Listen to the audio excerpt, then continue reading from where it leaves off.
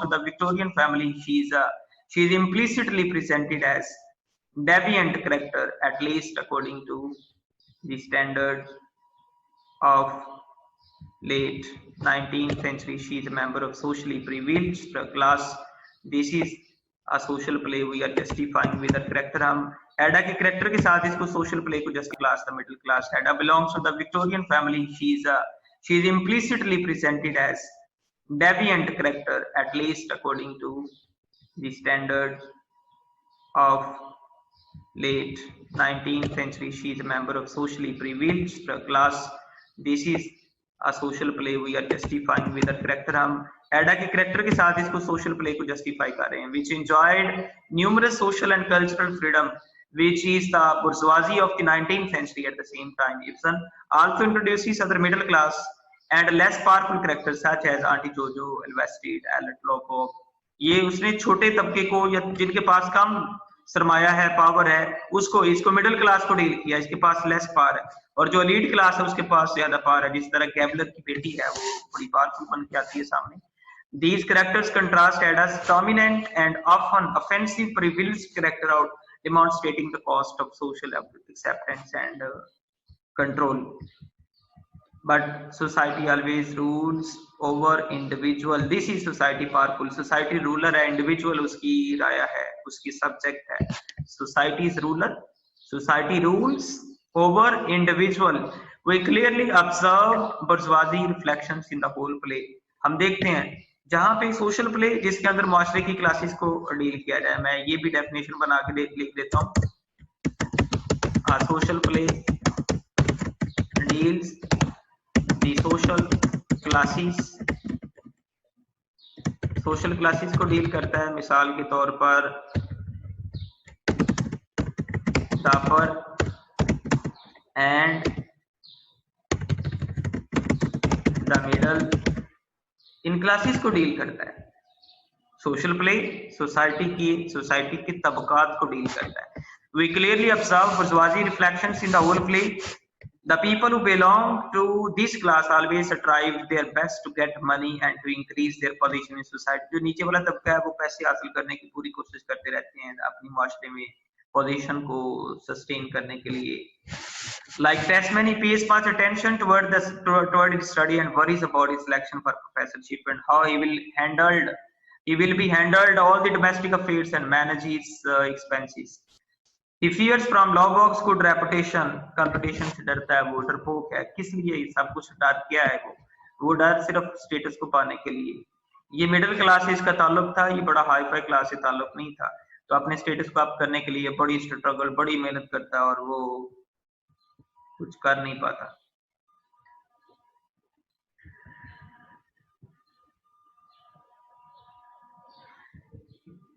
Women are considered to be an embodiment of evil because they are more ambitious than men. This is also a concluding thematical line.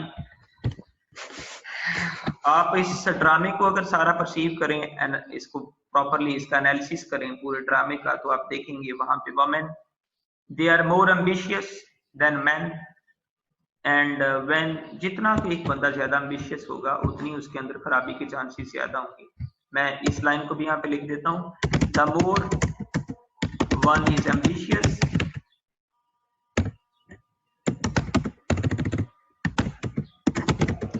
the more one is close to evil. जितना ख्वाहिशाती को बंदा होगा, जितना एक बंदा अपनी ख्वाहिशात को कंट्रोल करेगा, उतना वो खराबी से बच के रहेगा, उतना वो बुराई से दूर रहेगा. जितना वो ख्वाहिशात के पीछे भागेगा उतना वो खराबी के पास पीछे भागेगा, उतना वो बुराई के पीछे भागेगा. This is all over the character. This is apt over the character of Hedda Gabler. Owing to their fall ambition, उसकी जो ambitions and mostly decrease or lost their character and value. Like Elvested leaves her husband only for a third person. There is no doubt she is Lobog. He is Lobog. It reveals another aspect of Elvested's character that she is a lusty woman. यहाँ पे कभी उसको वो lusty नहीं भी है, कभी है भी, कभी छोड़ना भी चाहती है, लेकिन वो practically there is no moral decadency. Practically, there is no physical relation of Hedda with any character, even with her past affair, with her past lover. Later on, uh, Bragg, he was not able to cross the limitation. First lover was not able to cross the limitation. Second was also not. He does not succeed to cross the limitation as per affair with Hedda Gabler. दोनों जो उसके lover हैं वो अपने target पे कामयाब नहीं होते. Why they were not successful? Because Hedda was so reserved. Hedda was not letting them in her circle. वो उनको अपने सर्कल में अंदर नहीं आने देती. खराबी उसके अंदर जैसी भी है वो सारी जो है वो अपरेंटली है, लेकिन हम कैरेक्टर की खराबी वो नहीं कह सकते जिसमें एक sexual relation that was not over there in the character. Nora जो उसकी डॉल्स हाउस की जो हीरोइन है उसके साथ ये खराबी हुई थी, but she is so reserved. लेकिन थर्ड पर्सन को पसंद तो करती है ख्वाहिशात, लेकिन ख्वाहिशात को वो प्रैक्टिकली परफॉर्म नहीं करती. ट्रायंगल पसंद करती है, थर्ड पर्सन को पसंद करती है, अपने हस्बैंड को डिसलाइक भी करती है, लेकिन फिर भी she never crosses the limitation at all. Same sexes are always proved great rivals, foes and opponents of each other. It's also very thematical point. ये बड़ा literary point है. Same genders, for example, female they feel jealousy from female, male they will also feel jealousy from male. Same sexes are always proved great rivals, foes and opponents of each other. इसलिए हेडा जब देखती है कि एल्वेस्टिड उसके सबका lover के साथ उसका रिलेशन है तो वो दरमियान में आके कोलैप्स कर देती है उनको. फिर वो आउट ऑफ जेलसी उसका मैनस्क्रिप्ट किताब का जला देती है.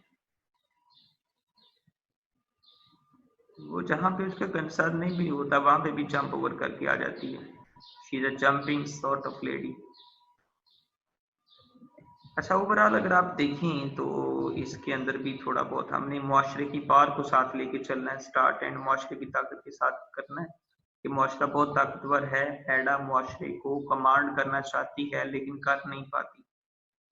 He is a man of words not deeds, but unfortunately society, this is actually we are justifying, इसको हम प्रूव कर रहे हैं कि सोसाइटी जो है जिस चीज को नापसंद करती है वो चीज जो मुआशरा बाहर निकाल देता है. Society disapproves such type of person who does not struggle to survive.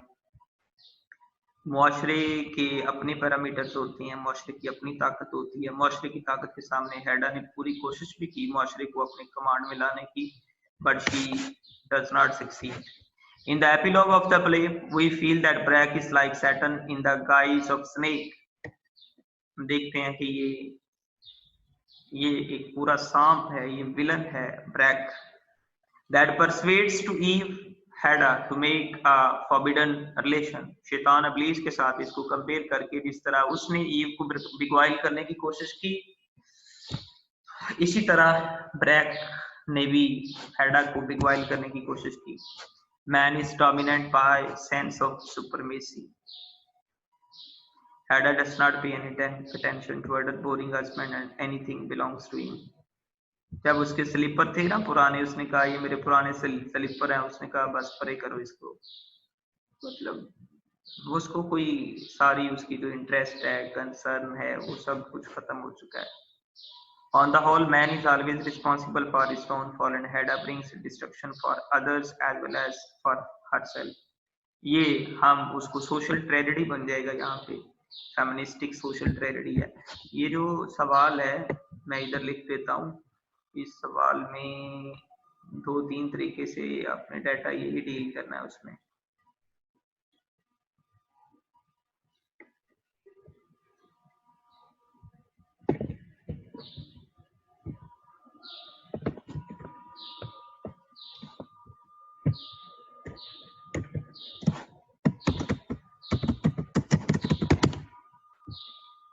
Hedda Gabler is a social, domestic का वर्ड आ गया, और फेमिनिस्टिक का वर्ड आ गया,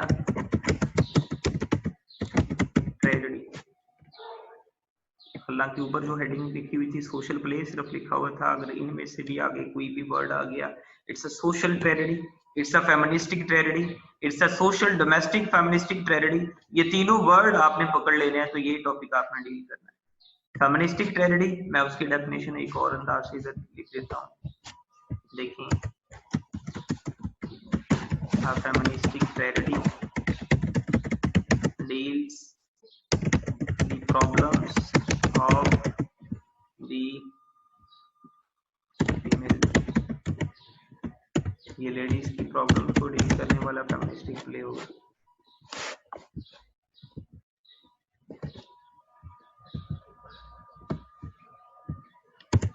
feministic tragedy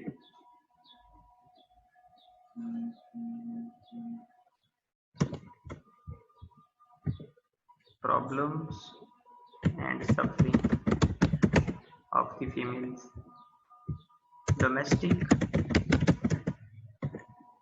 play, it deals with the problems and relations of a house related to ladies। तो इसके अंदर ये तीनों एलिमेंट, एक इसके अंदर फेमिनिस्टिक एलिमेंट है, इसके अंदर डोमेस्टिक एलिमेंट भी है, और इसके अंदर ओवरऑल सोशल एलिमेंट भी है। कोर्स इसमें सोशल एलिमेंट है, तो मैं इधर लिख देता हूँ, this play consists upon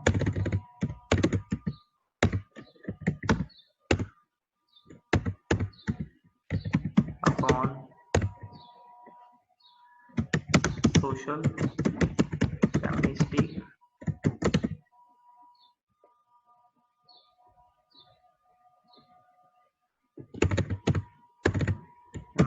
and domestic elements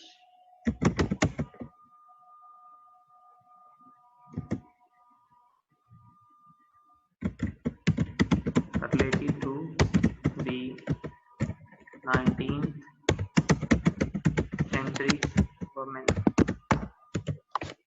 ये लाइन ओवरऑल तीनों टॉपिक्स का स्टार्ट देने के लिए अच्छी है।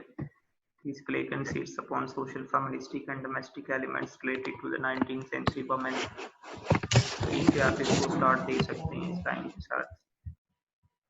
तो ये जो मैंने कुछ लाइन्स ऐड की हैं, these are the possibilities for setting a question। ये क्वेश्चन को सेट करने के लिए पॉसिबिलिटीज हैं, जिससे आपको 3-4 एंगल से सवाल आए तो आपने इस सवाल का उसका थोड़ा सा स्टार्ट बना के इसी को आपने डील करना है। देखिए इसमें पहले मैंने बताया साइकोलॉजिकल, आपने ये जो क्वेश्चन भी है इसमें भी हम 7 बल्कि 80-90% हम जो है ना 80 to 90%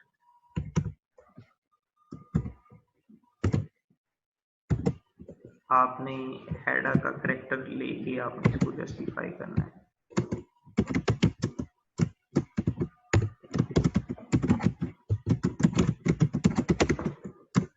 जस्ट आपने उसका स्टार्ट सेट करना है, एंड सेट करना है।